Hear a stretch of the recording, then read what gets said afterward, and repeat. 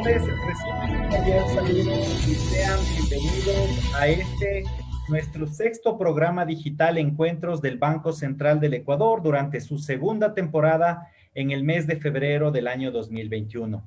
Saludamos a toda nuestra audiencia que nos sintoniza por Radio Nacional del Ecuador, en Quito en los 106.9, en Guayaquil en 97.7, en Cuenca en 93.7, en la ciudad de Loja 106.1 y tanto en Manta como en Puerto Viejo en 100.1 frecuencia modulada.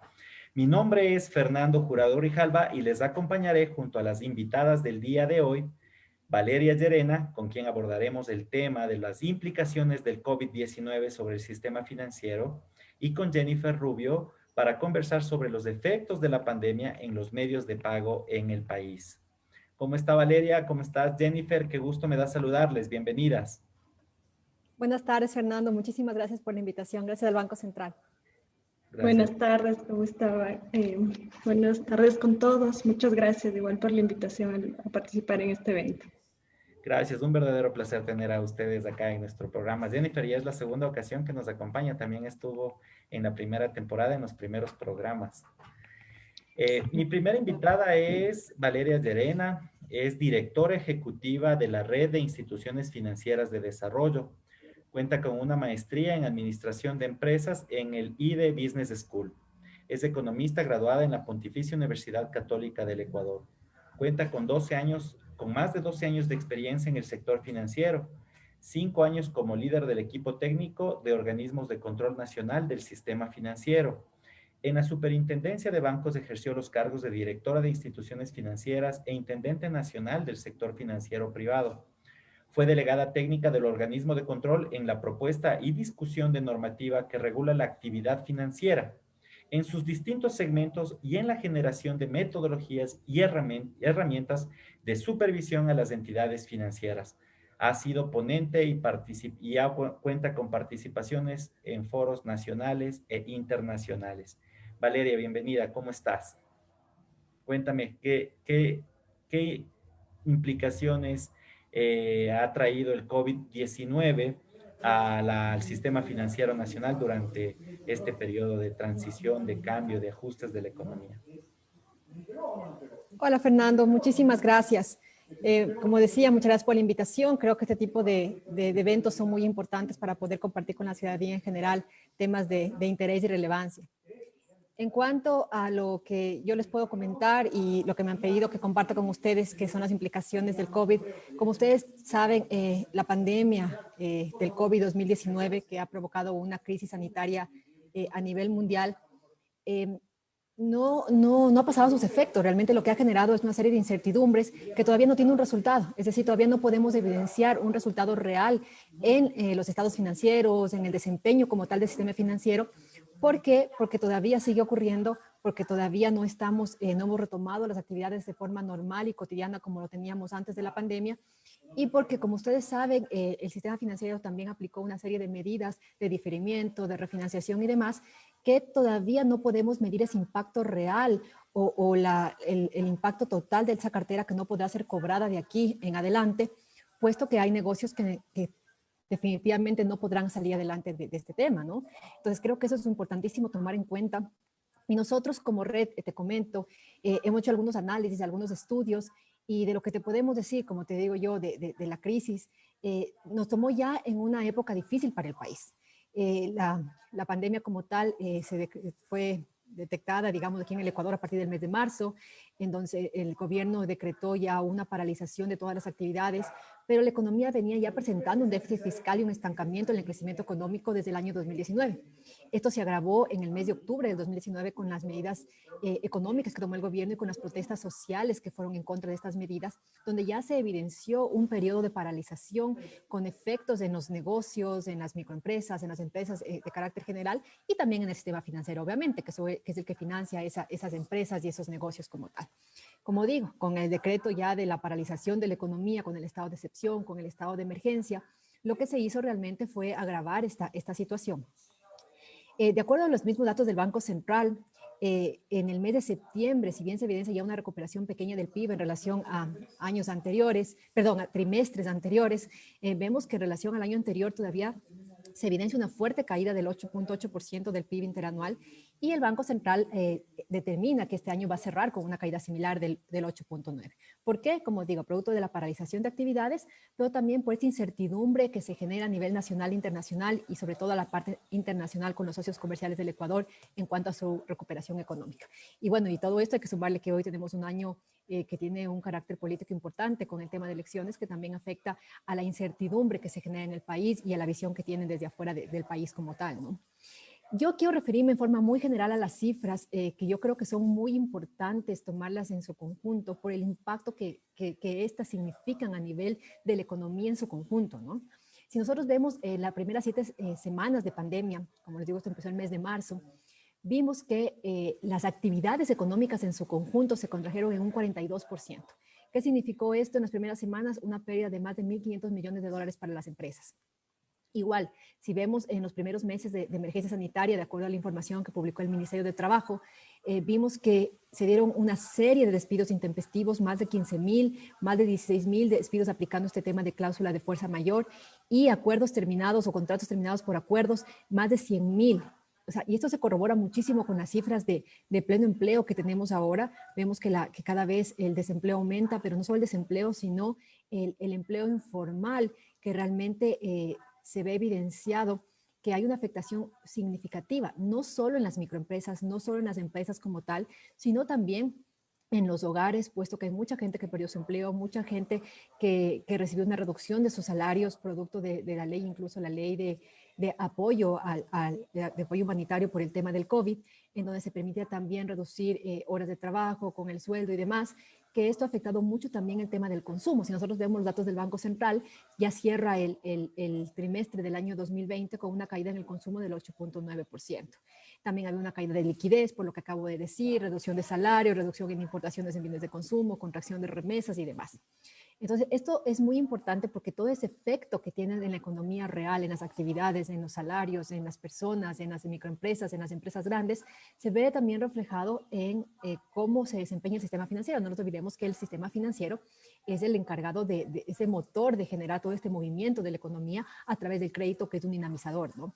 Entonces, vemos ahí la afectación importante que ha tenido el sistema financiero y es por ello que se ha visto obligado no solo a refinanciar las operaciones, que vamos a ver un poco más adelante en cifras, cuánto se estima que se ha refinanciado o reestructurado o diferido, sino que también tiene el sistema financiero la obligación hablo de ya como su responsabilidad como tal, en cuanto a seguir colocando, porque yo creo que de él depende mucho la dinamización de la economía futuro. Entonces, ¿cómo sigo colocando? ¿Cómo sigo invirtiendo o generando crédito en una economía tan golpeada y sin afectar con esto mi situación financiera como tal? O sea, sin que esto me afecte en mis temas de liquidez, en mi tema de solvencia, en mi tema de rentabilidad. Entonces, sí es un reto muy importante para el sector financiero, no solo lo que ya ha vivido, sino lo que le queda por vivir de aquí en adelante y en cómo vamos a seguir manteniendo esta pandemia. Si nosotros, como te decía, vemos el tema de las ventas o las actividades financieras, cómo se han reducido en cuanto a su magnitud, vemos que el impacto es muy significativo, ¿no? Y si bien ya a diciembre, comparando diciembre con diciembre del año anterior, vemos que la caída es menor, vemos que los primeros meses de pandemia incluso cayeron en un 47% en abril, 39% total de las ventas en mayo. Entonces vemos que es un escenario realmente crítico, ¿no? Realmente fue crítico, se ha ido, como digo, mejorando a pesar de que todavía no estamos como se estaba antes de pandemia. Bajo esa línea hemos procedido a clasificar un poquito qué actividades son las que más impacto han recibido como tal y aquellas que no han bajado tanto. Entonces, tú tomas todas las actividades y ves cuánto participan en el PIB, cuánto participan en el empleo y qué cantidad han disminuido sus ingresos en el periodo, digamos, marzo 2019 hasta diciembre del 2019 versus marzo 2020, diciembre del 2020, que es el periodo que estamos analizando y que fue específicamente de la pandemia, vemos que las actividades más afectadas que tienen un impacto importante en el PIB es el tema de comercio y manufactura, que tiene una participación de 10 y 12% en el PIB y casi más de 15% en empleo, han tenido un nivel medio de afectación, pero también tenemos la actividad de la construcción, que si bien tiene una participación más o menos de 8% en el PIB, tiene una caída de casi el 40%. Entonces, todas las actividades han tenido de cierta forma una caída. Vemos que su impacto en general es medio, como les digo, a diciembre. Vemos que en este periodo que les estoy hablando, la caída es aproximadamente del 21%, pero hay actividades que han caído más, otras menos, y esto se ve un poco reflejado en la cartera del sistema financiero, ¿no? Si nosotros vemos la cartera del sistema bancario, vemos que en su mayoría está colocada en actividades como comercio, manufactura, actividades profesionales, agricultura y construcción, que en su total representaría un 73% de la cartera. Entonces, si ahí nos ponemos a ver justo con lo que veíamos, las actividades que más han sido golpeadas, vemos entonces que la cartera de los bancos tiene una afectación media, a igual que el promedio de las actividades, puesto que tienen una importante participación en lo que es construcción, en lo que es actividades no profesionales, en lo que es comercio y otros servicios. Esto quiere decir, como les comento, que en general se determina que un 91% de la cartera de las entidades financieras al mes de diciembre, de los bancos como tal, tienen una afectación considerada media todavía. Esto es un escenario mucho más alentador. Si hablábamos de este mismo escenario, como les digo, en el mes de mayo, que era dos meses y medio después de la pandemia, veíamos que el 80% de las actividades que financia el sistema bancario tenía una afectación crítica. Entonces ya no estamos en ese nivel, sin embargo todavía se sienten los rezagos y que eso podemos ver un poco en los estados financieros de las entidades, ¿no? En el caso del sistema financiero popular y solidario es muy similar. Vemos que las actividades que financian en su mayoría son comercio, transporte, agricultura, manufactura y también actividades no productivas. Y de la misma forma, ¿no? Vemos que tienen una afectación importante, pero que en su conjunto vemos que un 95% de esta cartera no tiene una afectación significativa en cuanto a un grado crítico o alto, pero sí tienen una afectación media. De igual forma, vemos que esto ha mejorado a lo largo o a lo transcurso del año, puesto que al inicio tenía una afectación crítica, una parte importante de la cartera. Ahora, ¿a dónde quiero llegar también? Lo que les comentaba, ¿no? Hay que reconocer que tanto bancos privados, bancos públicos y también el sistema financiero popular y solidario han hecho un esfuerzo importantísimo, ¿no? ¿Importantísimo en qué sentido? Primero, en el manejar un tema de alivio financiero, que le llamaron así las medidas de alivio financiero, en cuanto a reprogramar, reestructurar, diferir los pagos de cuotas o de los créditos enteros realmente por unos montos significativos. Se habla de que el sector financiero privado ha reprogramado 1.98 millones de operaciones, alrededor de 10.800 millones de cartera, que la banca pública 117.000 operaciones, más de 500 millones de dólares, perdón. Igual el sistema financiero popular o solidario, más de 800.000 operaciones por 6.500 millones de dólares. Entonces, aquí es importantísimo tomar en cuenta que se ha hecho un esfuerzo por diferir, que más del 70% de la cartera de microcrédito ha sido diferida, pero al mismo tiempo lo que les decía, o sea, las entidades no han dejado de colocar. Si bien vemos una reducción, y vamos a ver más adelante, y aquí justo podemos ver, hay una reducción en cuanto a las tasas de crecimiento de la cartera mensual y vamos viendo que no ha crecido al mismo ritmo que ha venido creciendo en otros periodos, vemos que la cartera sí ha crecido en relación al año anterior y que esto hace que se vea que las entidades tienen este interés de seguir apoyando a dinamizar la economía y seguir apoyando a las empresas, a las microempresas, a las personas, a pesar de este golpe también significativo que han tenido las entidades, ¿no? Entonces, eso sí es importantísimo ver que la cartera ha crecido. De igual forma, vemos que los indicadores de mora, a pesar de que tuvieron unos ligeros crecimientos en los meses más críticos, como son los meses de marzo y abril, se han ido recuperando justo por este tema del diferimiento de cartera, ¿no? Ya cuando nos metemos en cifras del desempeño del sistema financiero como tal, vemos que las entidades mantienen sus niveles de liquidez y solvencia, que es lo más importante. Esta crisis que no nació del sistema financiero como tal, que es una crisis sanitaria, pero que, como les digo, se refleja todo su impacto en la economía como tal y en el sistema financiero, que ha sido un poco el amortiguador de esta crisis.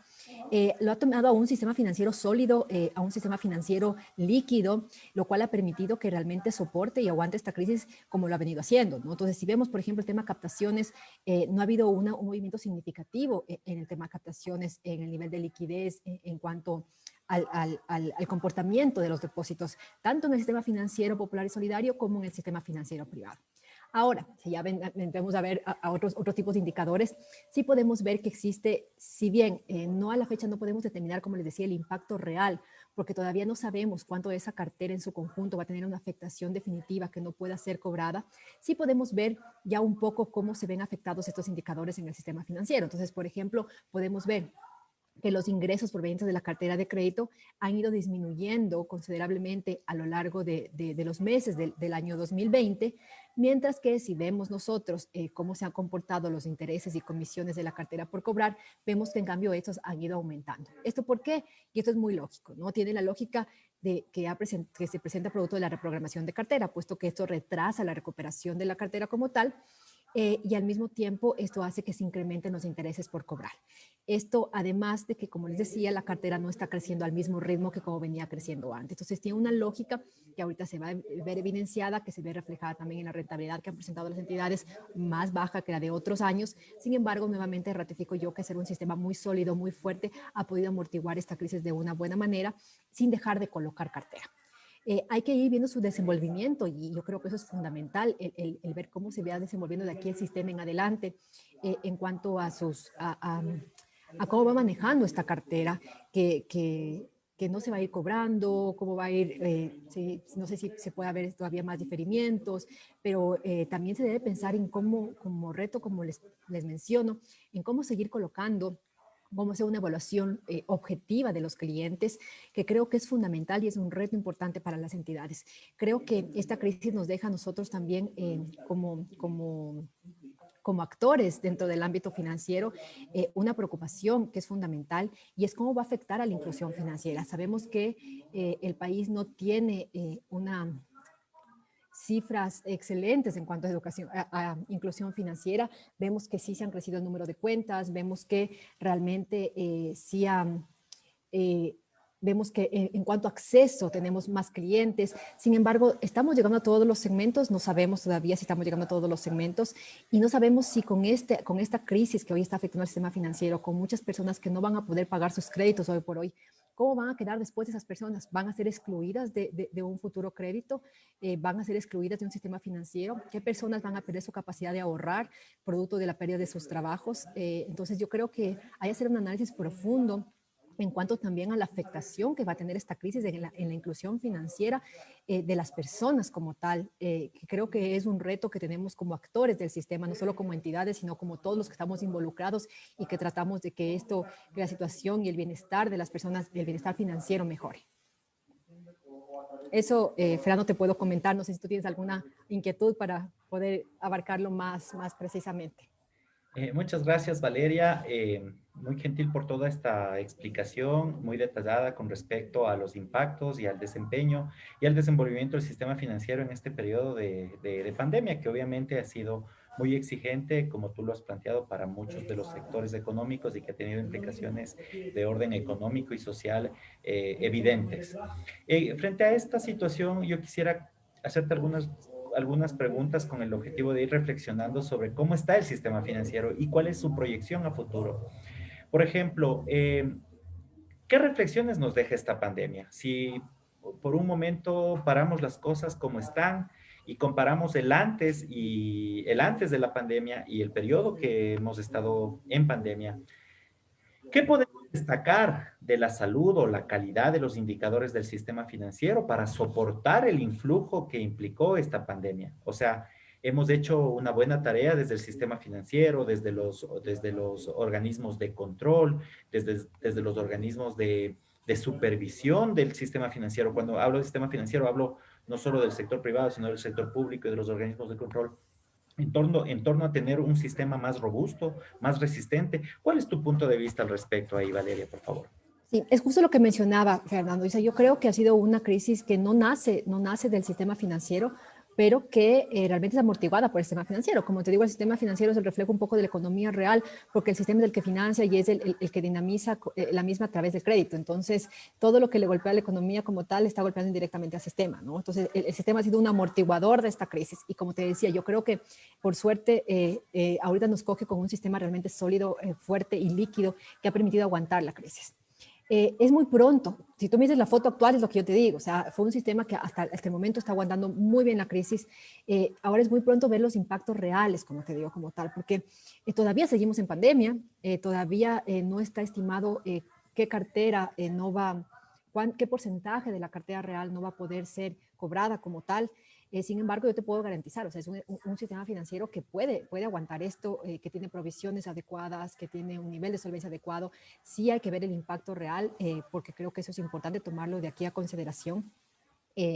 Por todo lo que implica, ¿no? O sea, como digo, es un sistema que ha amortiguado la crisis, y no solo amortiguado en el sentido nuevamente del diferimiento, de asumir pérdidas, de que va a haber cartera que no va a poder cobrar, que lo tiene provisionado y que lo va a poder hacer, sino que nuevamente el reto es seguir colocando, porque no se puede paralizar. O sea, no puede decir el sistema financiero de aquí adelante yo no coloco más, porque estaríamos ya cerrando las llaves y cerrando todo el tema de cómo voy a seguir ayudando para que esto siga creciendo, ¿no? Entonces, es importante en que no se ha parado la colocación, y eso es un aspecto fundamental.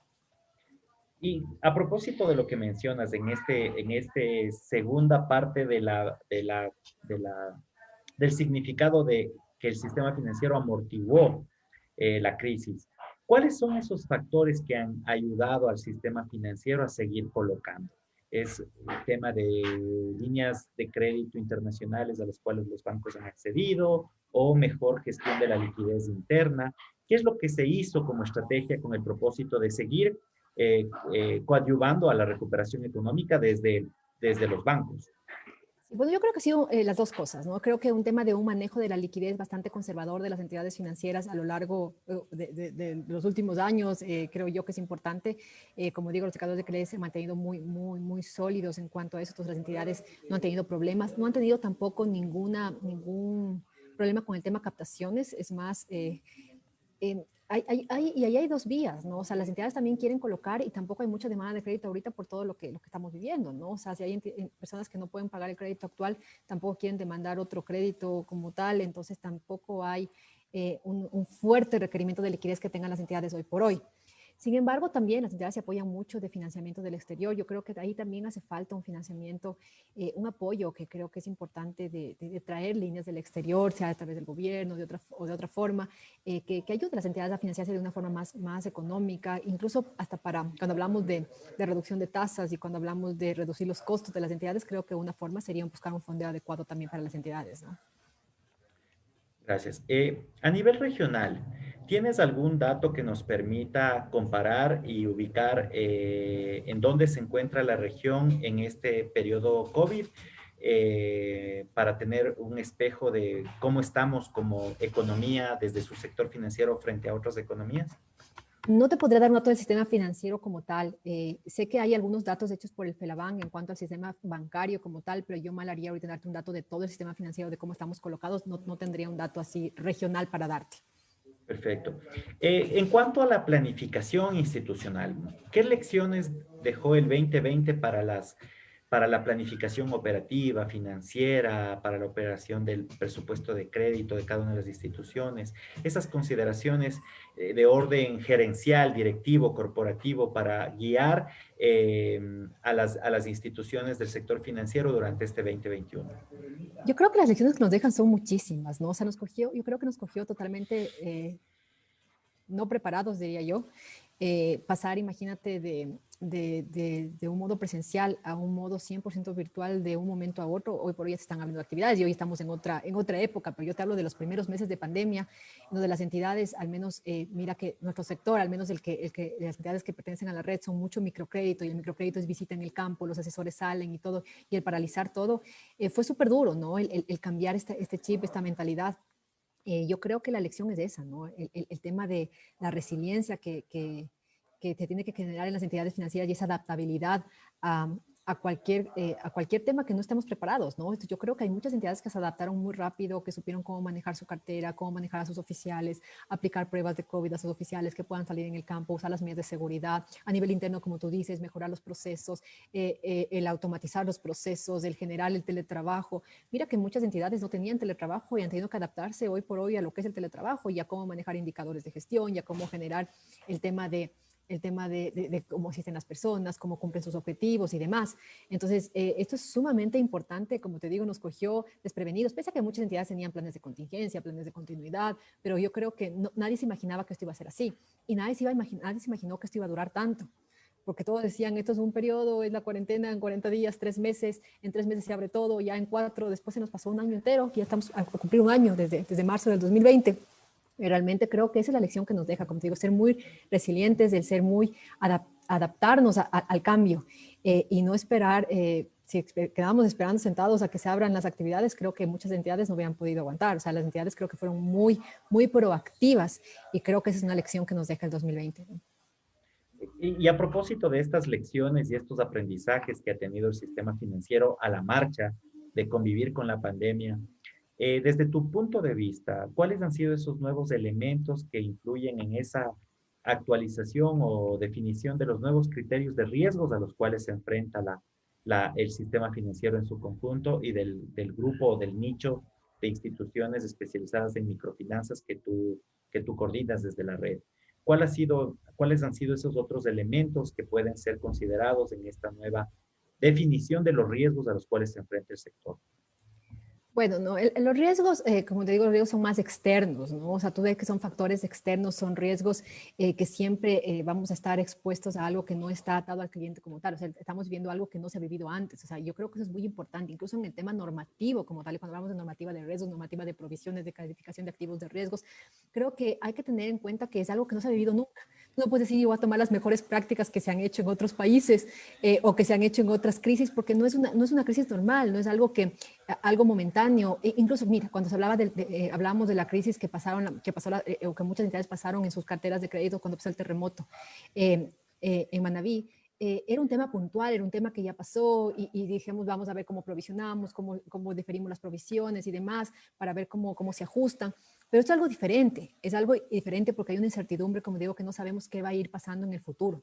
Entonces es un tema que incluso en lo que es normativas de riesgo, como te digo, calificación de activos de riesgos, provisiones y demás, tiene que irse evaluando poco a poco, ¿no? Yo creo que aquí hay un poco ir viendo en el camino qué es lo que se tiene que ir haciendo. Creo que es importantísimo determinar la pérdida esperada, como te digo, el estar bien provisionados como entidades financieras, el determinar cuál va a ser, cómo voy a asumir esa pérdida que voy a tener en la cartera, creo que es importante. Y aquí el papel de los organismos de control es fundamental, porque sabemos que esto es importante, que va a ser significativo y cómo va a tener que irse asumiendo en los estados financieros de las entidades. Entonces, yo creo que es un tema que, como te digo, no hay lecciones aprendidas todavía en ese sentido, pero que sí va a ser un aprendizaje continuo, poco a poco, en el tiempo, en función de cómo van pasando los días y cómo se van obteniendo resultados, creo yo. No nos queda más.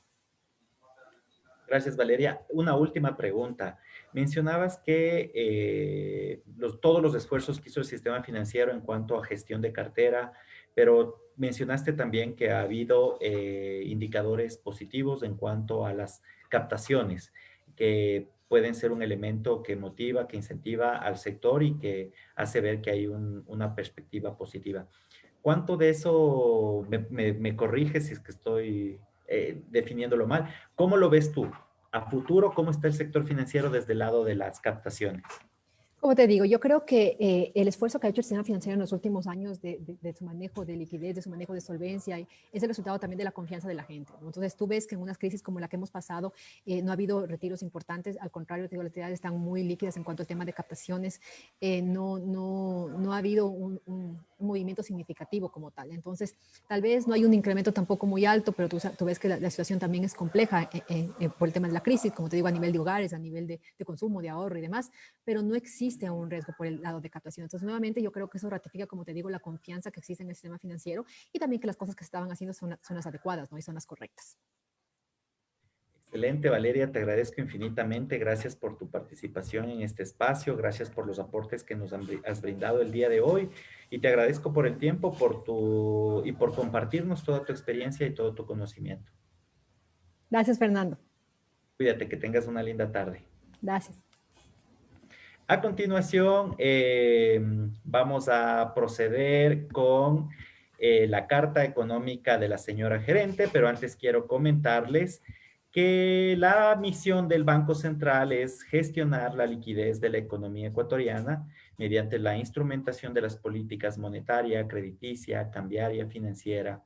Y adicionalmente su visión es ser una institución referente del nuevo rol de la banca central, innovadora en la gestión de liquidez de la economía ecuatoriana, incluyendo la prestación de servicios financieros reconocidos y que aportan a la estabilidad y el desarrollo de la economía del país.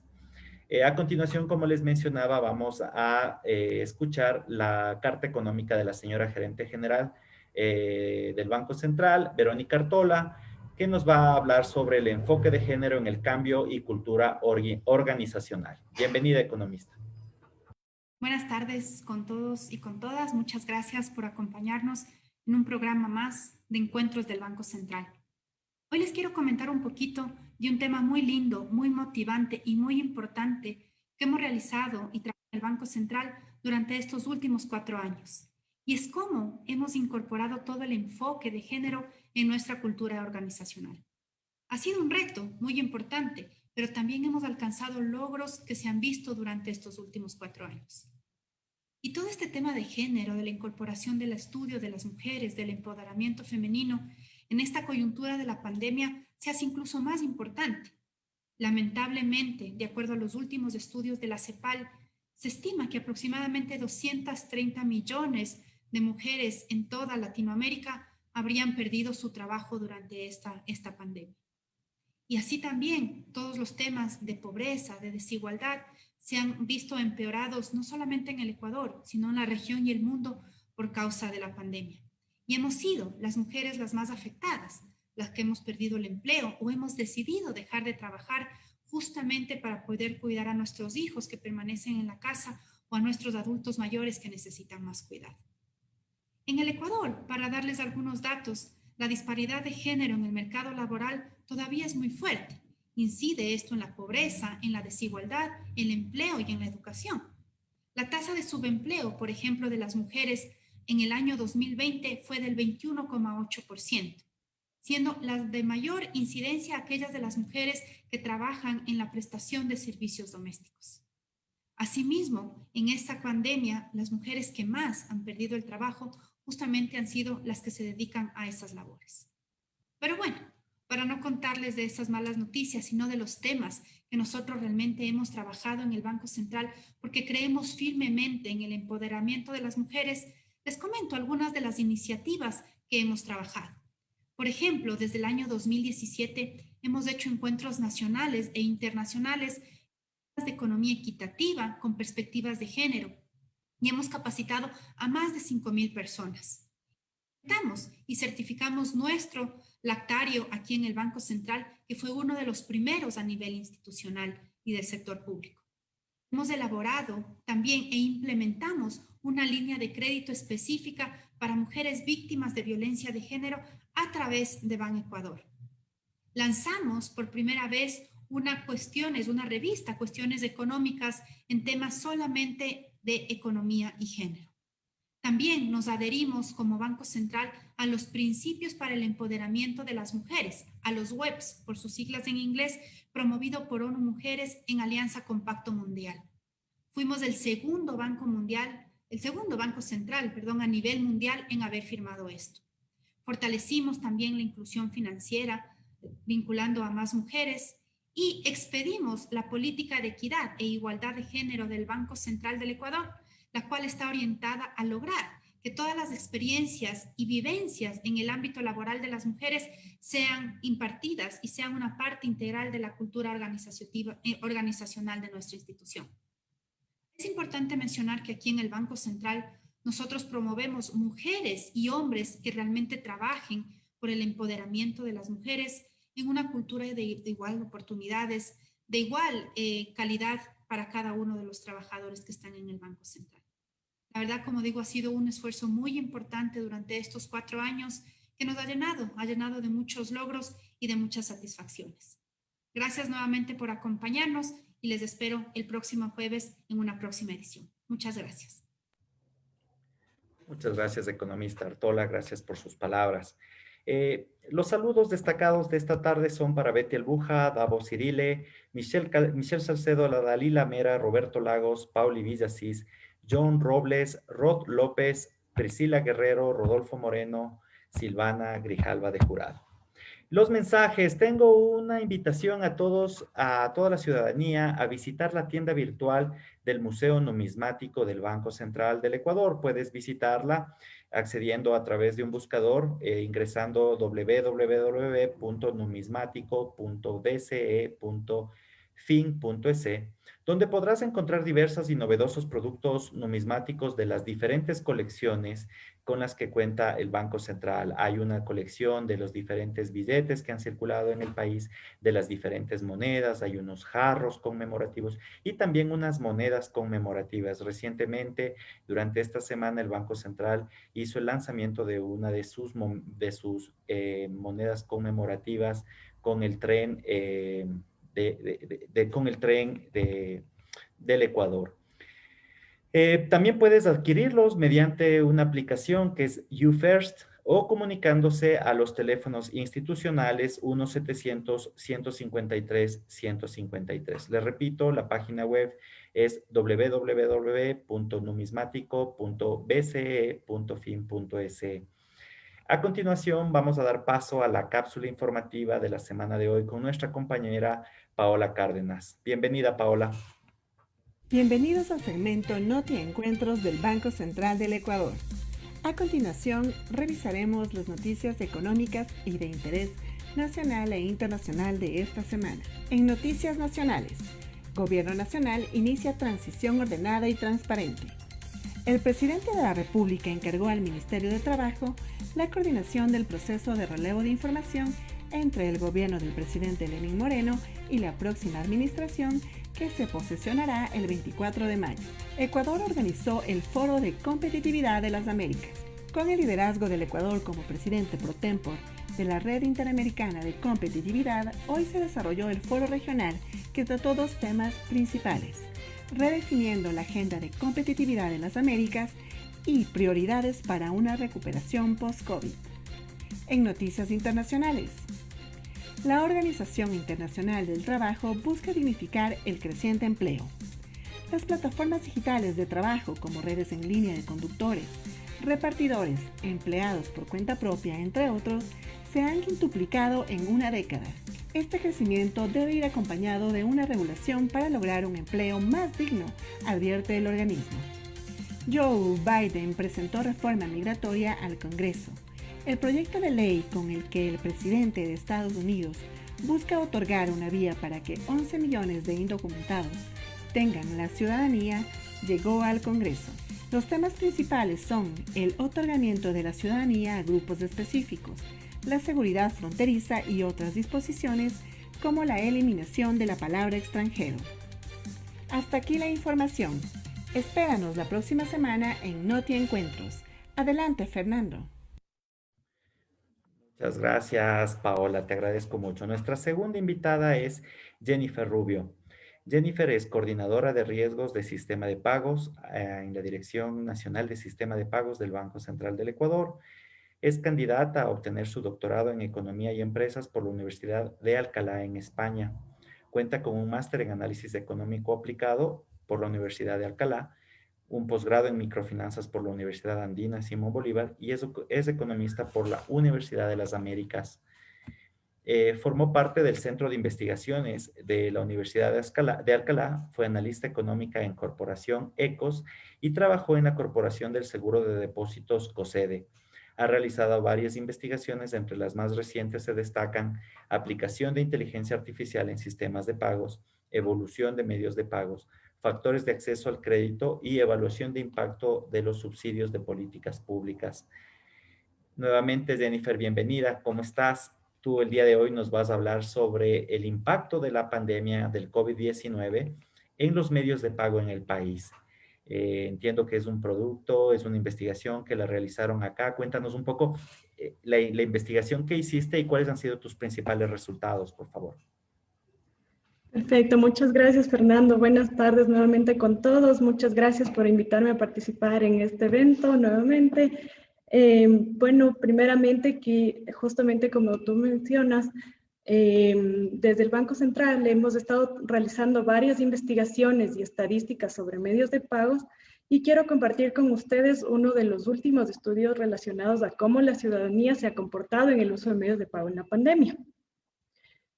Para ponernos un poco en contexto, quiero explicarles rápidamente qué es un medio de pago físico y un medio de pago electrónico. Los medios de pago físicos se basan en papel, como el dinero en efectivo, los cheques, mientras que los medios de pago electrónicos son aquellos que normalmente hacen uso de Internet o de tecnologías, como son las tarjetas de crédito, de débito y tarjetas de transferencias electrónicas. Estos medios de pago son utilizados por la ciudadanía y empresas para el consumo de bienes y servicios. La preferencia, el uso de estos medios de pago dependerá de la preferencia que tengamos como personas y principalmente del nivel de seguridad, acceso y aceptación de estos medios de pago. Empezando con el efectivo, al inicio de la pandemia a nivel mundial, la demanda por dólares aumentó en alrededor de 7 veces más respecto al 2019, llegando a unas tasas récords. La tasa récords. La Reserva Federal de Estados Unidos en solo 3 meses puso en circulación aproximadamente 130.000 millones de dólares, cifra que supera el PIB anual del país de Ecuador. Aunque la demanda de efectivo aumentó, sorprendentemente este medio de pago no se usó a gran medida para realizar pagos o transacciones, sino que los hogares se sintieron más cómodos y más seguros de tener su dinero en sus manos ante la incertidumbre que causó inicialmente la pandemia. Este fenómeno fue generalizado a nivel mundial. ¿Qué pasó en el Ecuador? Igual respecto al efectivo. La reacción inmediata de los ecuatorianos al inicio de la pandemia fue retirar su dinero depositado en la banca por más de 1.000 millones, lo que aumentó evidentemente la demanda de efectivo a niveles nunca antes vistos en estos meses. Para atender este requerimiento, las entidades financieras retiraron dichos dineros del Banco Central y la demanda de dinero aumentó en aproximadamente 28 veces respecto al 2019, superando los 1.800 millones entre marzo y mayo del 2020. Sin embargo, una vez que la ciudadanía tuvo más información sobre la pandemia, se sintió más cómodo, todos estos, la mayoría de los billetes retornaron a las entidades financieras por medio de depósitos y esto a su vez a las bóvedas del Banco Central. Jennifer, perfecto. Y en cuanto a, por ejemplo, a otros medios de pago, ¿qué otra información aparte de las especies monetarias en físico podrías darnos? Claro, Fernando. Justamente nosotros analizamos cada uno de los sistemas, de los medios de pago que mencioné anteriormente. En cuanto al uso del cheque, por ejemplo, con la pandemia hubo una drástica reducción en su uso, alrededor de un 60% respecto al 2019. Esto es alrededor de 11 millones menos cheques por un monto equivalente de 19.000 millones de dólares. ¿Por qué este comportamiento? Realmente porque el cheque es considerado como un medio físico que requiere mayor contacto físico, es más costoso y toma mayor tiempo en relación a otros medios de pago. Y otro factor importante fue la contracción de la economía a inicios de la pandemia, ya que el principal usuario de este medio de pago son las empresas. En relación a otros medios de pago electrónicos, como son las tarjetas de crédito, de débito y transferencias electrónicas, a nivel mundial ganaron mucho protagonismo, ya que se convirtieron en un medio más atractivo para los ciudadanos por ser más fácil de usar, menor contacto físico y brindó mayor seguridad y rapidez para un tema de transaccional. En el Ecuador hemos visto que el uso de transferencias electrónicas por parte de los ciudadanos y empresas casi se duplicaron. Es decir, que pasaron de 2 millones a más de 4 millones de transferencias electrónicas mensuales en el año 2020. Esta situación no fue vista nunca anteriormente en la historia de los medios de pago electrónicos. Algo sorprendente aquí que cabe destacar es que los socios de las cooperativas de ahorro y crédito empezaron a utilizar intensivamente las transferencias electrónicas inmediatamente desde el inicio del confinamiento en abril y triplicaron su uso, mientras que los clientes de los bancos privados intensificaron su uso 2 meses posteriores al inicio del confinamiento, en junio, que justamente fue cuando cuando se levantaron un poco más las restricciones y permitió retomar un poco más la actividad económica. O sea, por otra parte, perdón. Sí, Jennifer, o sea que haciendo una síntesis de lo que nos has comentado, entonces tenemos inicialmente durante los primeros meses o días o semanas de la pandemia hubo una demanda intensiva de especies monetarias físicas. Y después, cuando ya fue pasando, hubo más información de la pandemia, pasaron algunos meses y la demanda de especies monetarias disminuyó. Esa es una de las primeras, como grandes resultados de todos tus análisis, ¿verdad? Sí, Efectivamente. ya. Tienes otro que me dices que significativamente ha disminuido el uso de cheques, ¿sí? En la economía, que ya venía con una tendencia decreciente, pero ahora se aceleró. Adicionalmente tienes otro que dice el uso intensivo de las transferencias electrónicas, esa se ha maximizado de manera significativa. Algo que no me quedó claro es, en cuanto a tarjetas de crédito o a tarjetas de débito, ¿cómo estuvo el comportamiento? Bueno, por esta parte, las tarjetas de crédito, a pesar de que es el medio de pago electrónico más usado en el país, en Ecuador, tuvo un impacto fuerte en cuanto a su uso. Se redujo el uso de tarjetas de crédito en prácticamente un 20% en cuanto al número de operaciones y transacciones que las personas realizan con este medio de pago.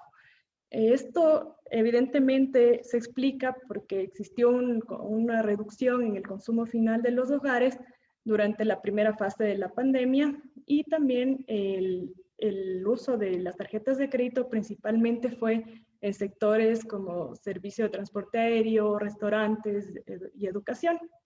En cuanto a las tarjetas de débito, tuvimos un efecto contrario. Se incrementaron en un 2% más las transacciones y el monto transaccionado en un 6% respecto al año 2019.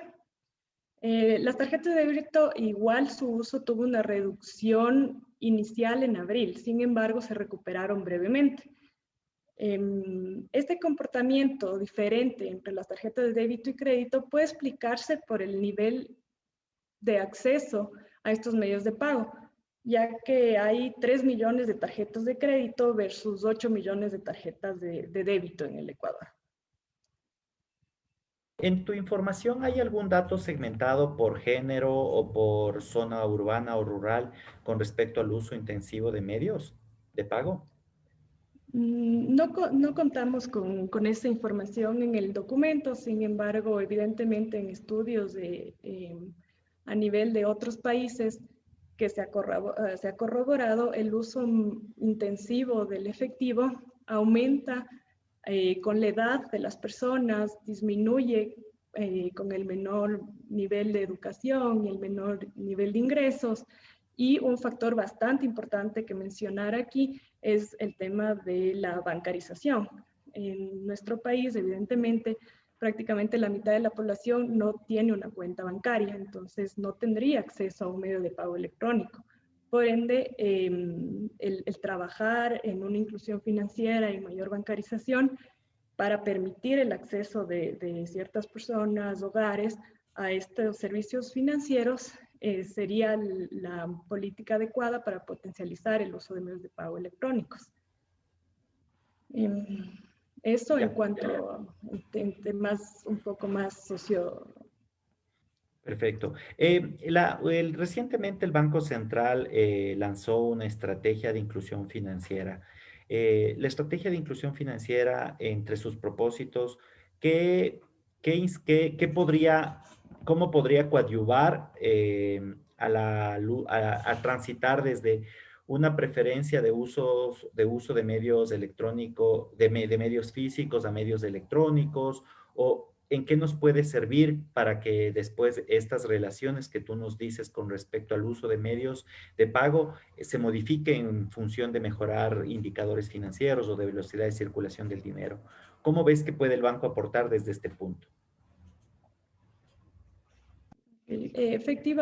Justamente con lo mencionado previamente, una de de las estrategias o políticas que se deben impulsar es aumentar el nivel de bancarización definitivamente, porque es la única manera de que una parte de la población pueda acceder a medios de pago electrónicos.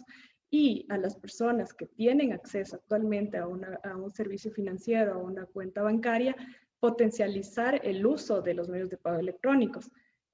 Con la pandemia, la gente cada vez ha tomado más confianza en realizar sus operaciones mediante tarjetas, transferencias electrónicas, como lo estuvimos viendo, lo cual es muy positivo y es muy difícil que las personas retornen a un medio de pago físico que realmente es costoso para el país y seguramente ya lo han encontrado más cómodo, más rápido y eficiente en su experiencia de uso. Perfecto. ¿Y qué retos, o mejor dicho, qué cambios o a qué nos debemos preparar los ciudadanos con respecto a la irrupción de medios digitales? Ya vivimos en una era digital, la pandemia ha acelerado la irrupción de lo digital en nuestras vidas. Estamos próximos a que se terminen o se eliminen las cuentas corrientes, las cuentas de cheques. Vamos a una transición hacia medios de pago electrónicos o de la vigencia de medios de pago como transferencias y la eliminación total de los billetes. ¿Cuál es tu parecer? ¿En qué momento podemos estar después de esta transición con la pandemia? Bueno, definitivamente la pandemia ha hecho un cambio bastante fuerte, cambio estructural en cuanto al uso de mayores medios de pago electrónicos. Sin embargo, sí tenemos todavía mucho camino, un largo camino por recorrer, ya que si nos comparamos con otras economías, claro, una economía totalmente más desarrollada como Suecia, donde no hay prácticamente efectivo y aproximadamente por persona se realiza 400 transacciones electrónicas en un año, mientras que en el Ecuador apenas se realiza 7 transacciones por persona. Vemos que realmente necesitamos todavía trabajar en potencializar nuestros sistemas de pagos, nuestros medios de tarjetas de crédito, tarjetas de débito, y así llegar igual a niveles de otros países, incluso de la región. Muchas gracias, Jennifer. Gracias por tus aportes, gracias por la información que nos has brindado.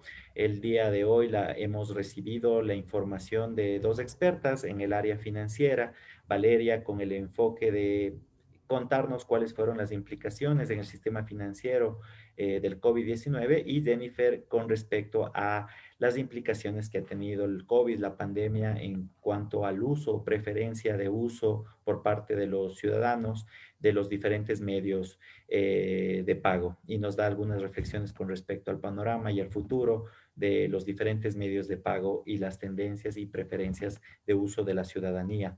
Les agradezco a mis 2 expositoras por su denotada trayectoria, experiencia y por este tiempo que han compartido con nosotros.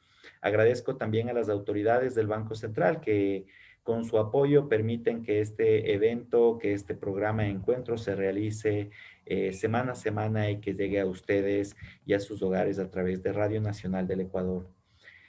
Al equipo de trabajo de la Dirección de Comunicación Social y de la Coordinación General de Tecnologías de la Información, nuestro reconocimiento semana a semana por la gran labor que realizan, por todo el esfuerzo que nos brindan para llevar este programa en vivo.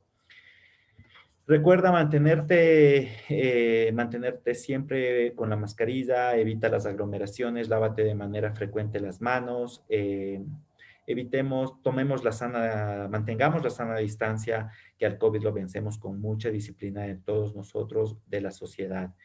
La próxima semana va a estar, en nuestro próximo programa va a estar la doctora Sara Carrington, que es investigadora de la Universidad de las Américas y también es la editora general de la revista Cuestiones Económicas, con quien voy a abordar el tema de la investigación en los bancos centrales. cuál es el rol del Banco Central en la investigación económica y cuál es el aporte de la investigación económica para la formulación de políticas, para la formulación y análisis de escenarios y proyecciones económicas. Adicionalmente estaré con Giovanni Echeverría, quien nos va a hablar sobre el papel del Banco Central en la dinamización del sector pequeño y artesanal minero con la política de comercialización de oro a través de un programa de precios justos.